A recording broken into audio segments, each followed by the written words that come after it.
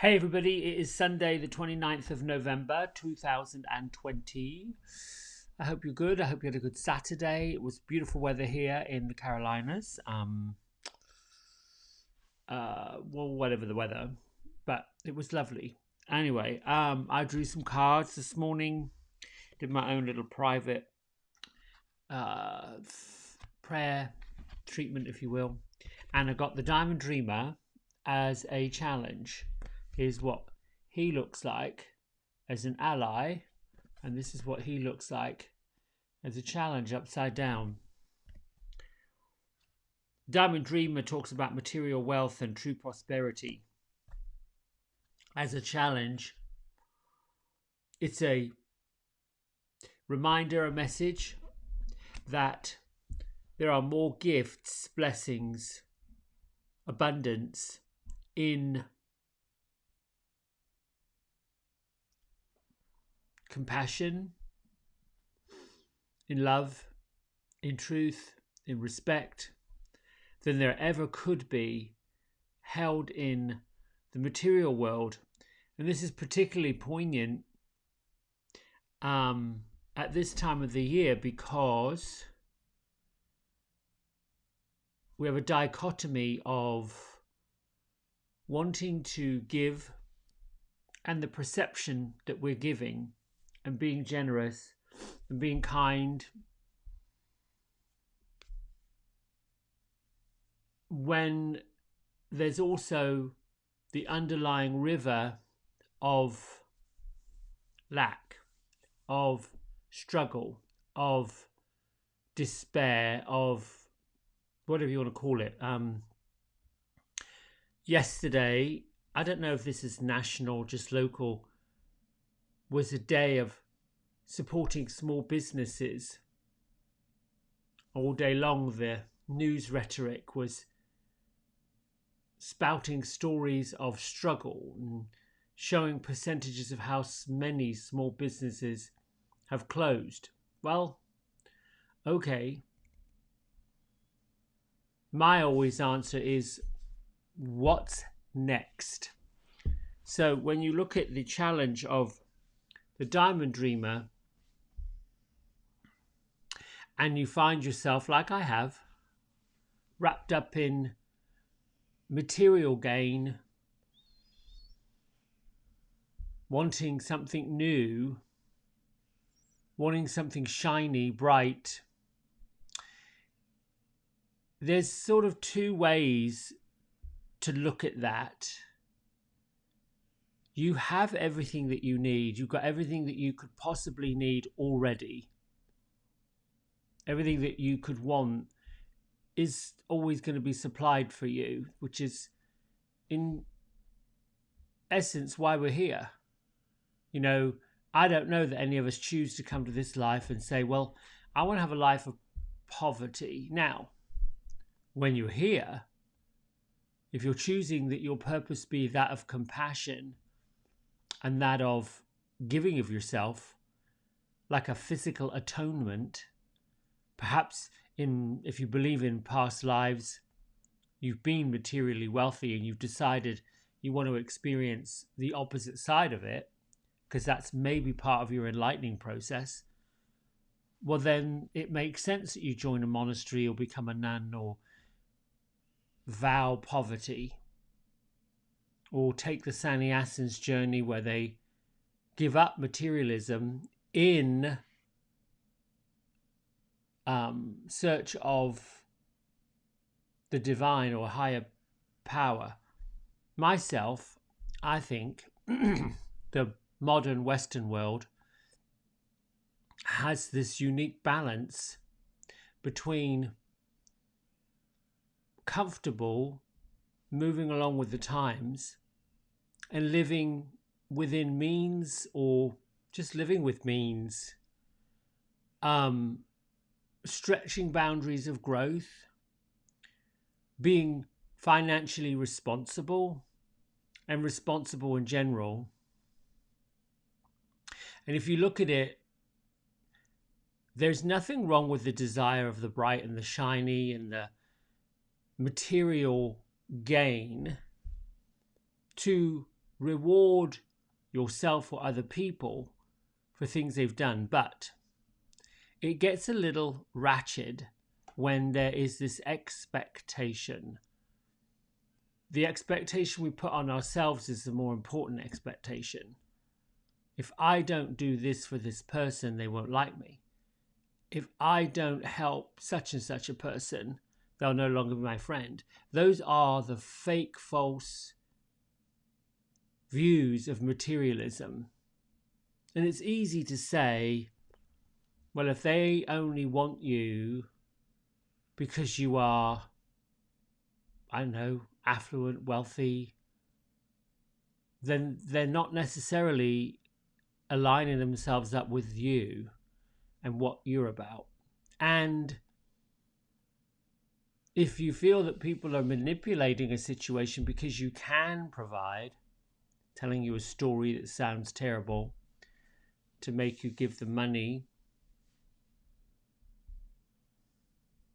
there's that.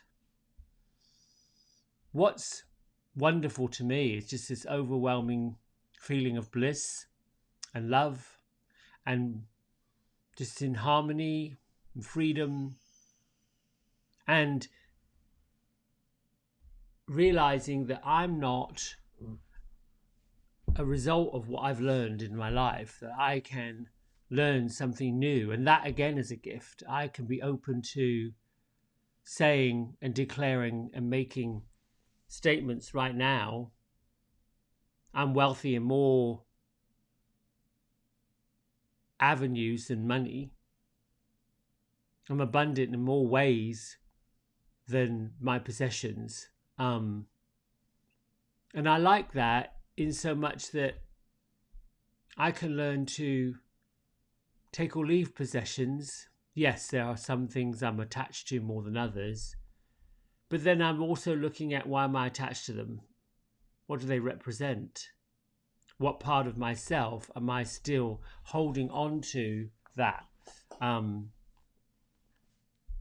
was reminded recently of times gone by where there was a photograph and, you know, lovely comments about the photograph with phenomenal memories of that time, not this time, not the time we're in.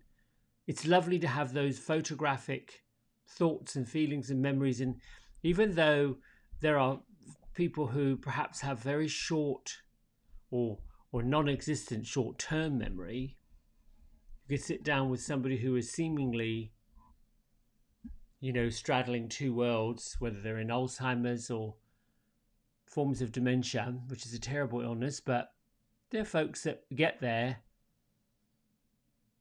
And when you look at the long term, they dibble dabble into those times in their life that were vibrant, that were lively, that were full of, just full of life. Then there are times where you just veg. So I'm digressing a little bit. Look at your materialism and your relationship with materialism. And then look at your intangible gifts. The gifts you bring yourself, the gifts you bring other people, a smile, a card, a book of poetry. And if you are now in this season of giving good tidings to all men, what is a good tiding? What is a good tiding? Is a good tiding a plastic gift card? That's lovely. And I think that's wonderful. I was watching some news reports about how folks were going online, just getting all their shopping done online. And well, then there's no wonder somebody in a small business may be struggling because people are not going outside. They're not going into stores. They're not socializing. One day they will.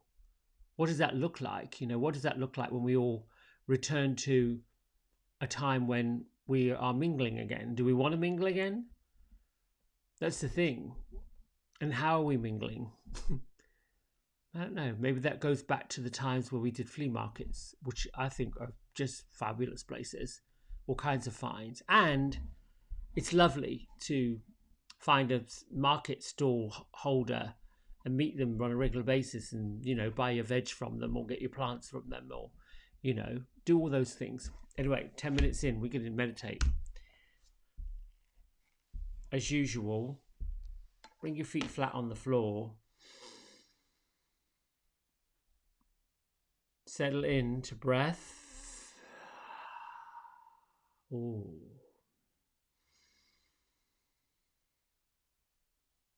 Breathe in love, breathe in peace, breathe in harmony, breathe in balance, breathe in all the things that you know you want to call up.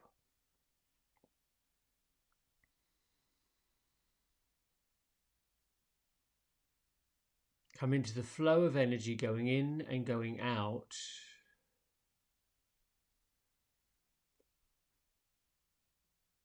And use the breath to quiet the mind and find peace within the physical body.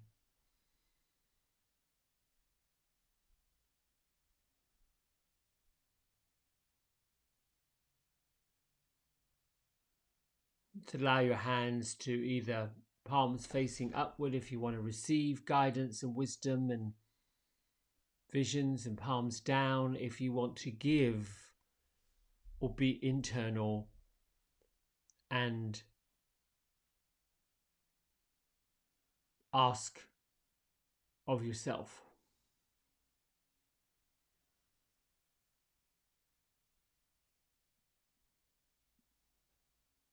Find that peaceful spot. It may take a while for your thoughts to settle down. That's normal.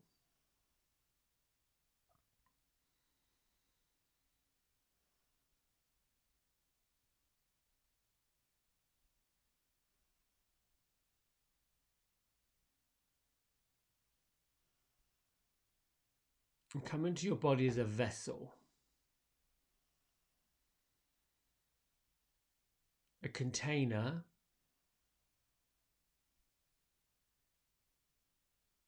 that holds your soul in place.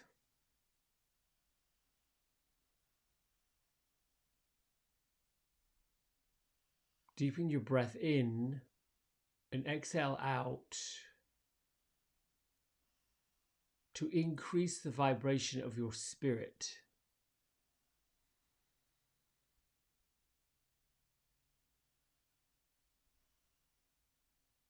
Know that you are a bridge between Mother Earth and Father Heaven.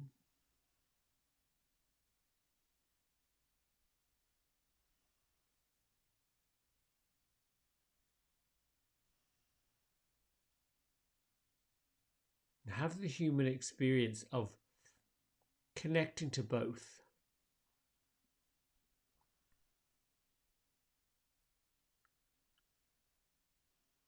Release and let go of any thought, feeling, situation that you no longer need and no longer supports your growth.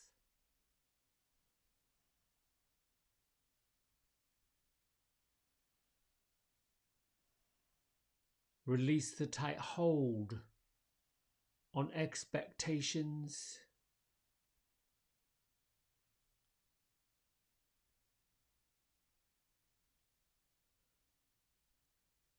Allow the release of tension in your shoulders, your jaw, and your neck, your knees, your waist, hips. Allow all that to release down into Mother Earth and be transformed.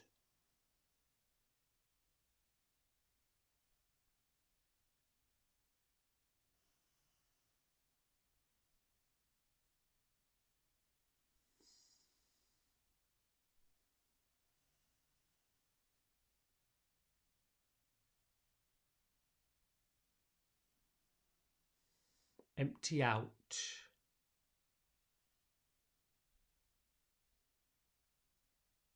The caves of your being that seeks, desires, obsesses over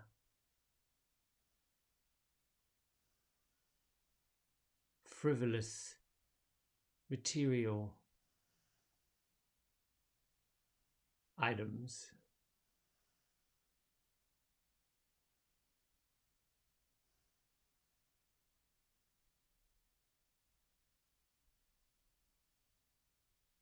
Release the internal desire for unhealthy food.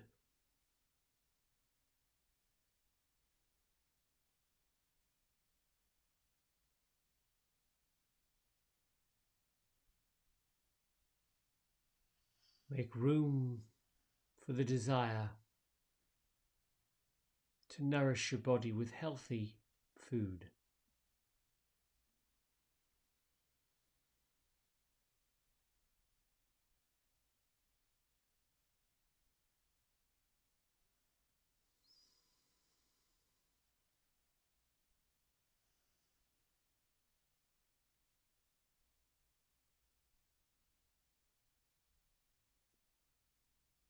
Allow your vibrational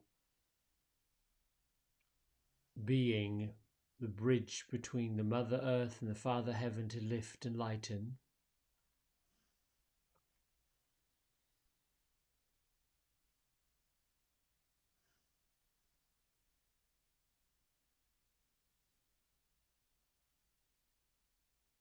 Begin to feel the lightness in your jaw and your shoulders, your eyes and your facial muscles.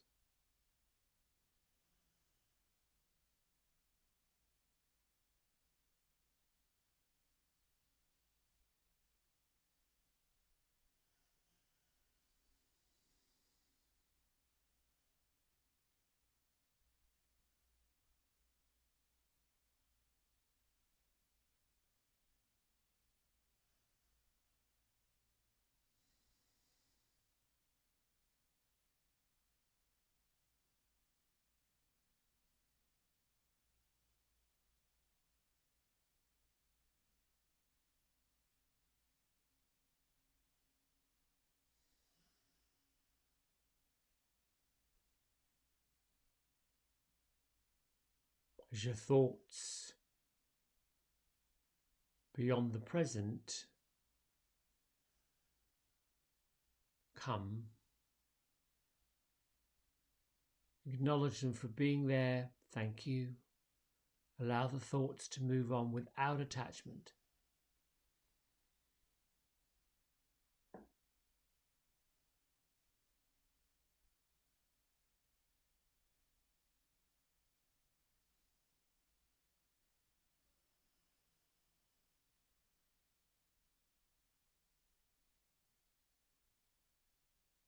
Continue to exhale the heaviness of burden.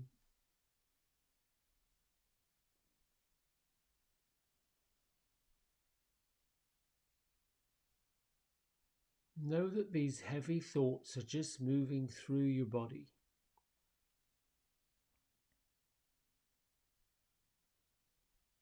Just let the breath move through your body, so do thoughts move through your body.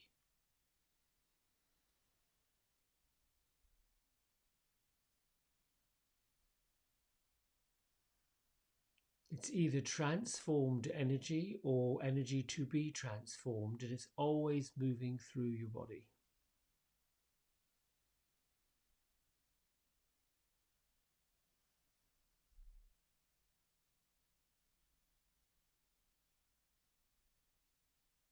Thoughts and ideas come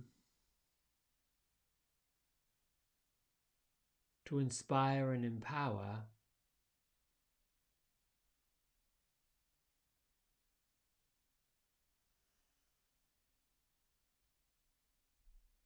and to energize.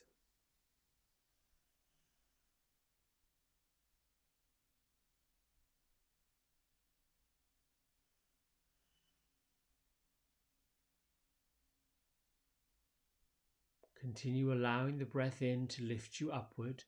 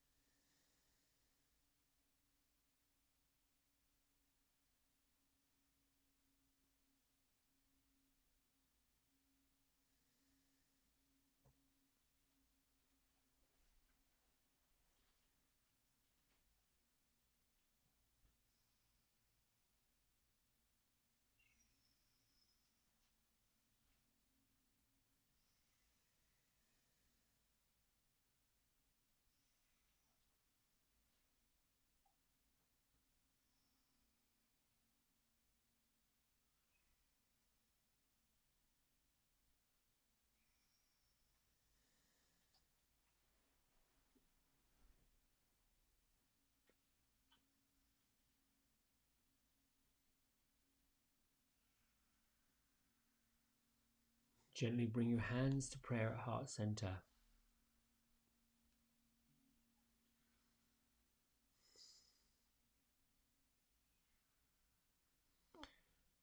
Honor yourself for the truth. Honor yourself for the growth and transformation and the work it takes to do it. Honor yourself for the discipline, for you carving out time for yourself, for you doing the work. And acknowledge yourself for being the examples that others can follow.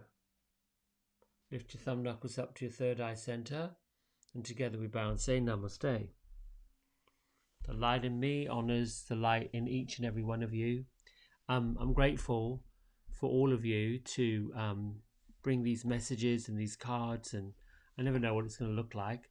But I do feel different to when I started this in August. Lighter, softer.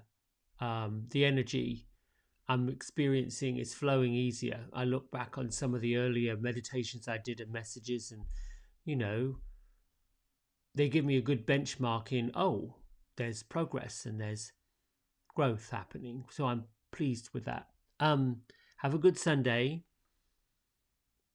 Think of your intangible gifts and blessings that you receive and the ones you give to other people that cost no money, but yet bring so much more.